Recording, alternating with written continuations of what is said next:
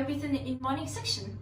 Today I'm going to rush to the hot topic of the pros and cons of globalization.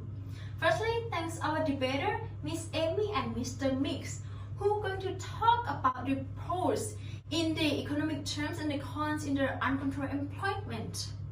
Following to the article of the Washington DC Post, the globalization has been created one country to be richer and poorer.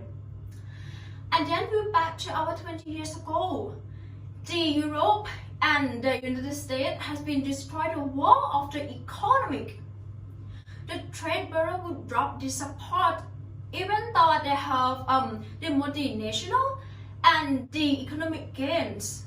Well, the geopolitical cooperation was a success. What do you think about this, Miss Amy?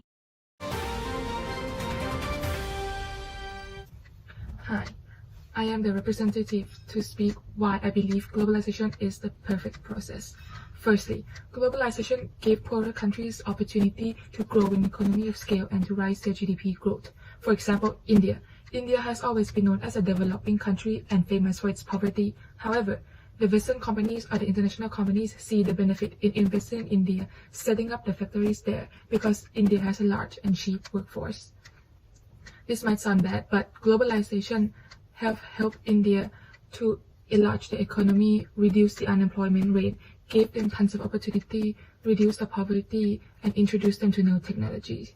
Secondly, globalization leads to free trade agreement that is made among nations, and the pact between nations reduce the barriers of tariff to import and export between them, even resulting in free trade or tariff-free.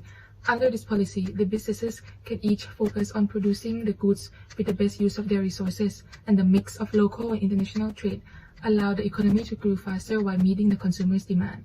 And when there's high demand of consumer and various choice for them to choose, the price also goes cheaper, which is a benefit to the consumers. While Ms. Catherine has made some good points on the positivity of globalization, I do believe that there are negativity on the globalizations. One that should be simply overlooked. My first main point would be about the offshoring of jobs, where jobs are lost to other countries. This happens in low-skilled jobs in developed countries, where due to the rising wages, would make it far harder to produce goods in cheaper prices. So many businesses move their capital to developing countries, resulting in job losses.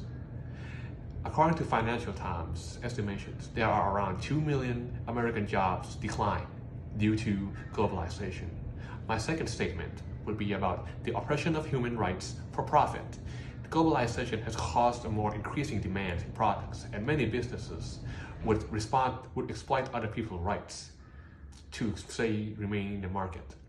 This happens a lot in exploiting child labor because there are sheep in child labor. Child labor is heavily used in fast fashion industries. According to International Labor Organization, there are around 170 million child laborers used for producing such products. And in Pakistan, most of the works on soccer ball industries are on child laborers, using for stitchings and manufacturing.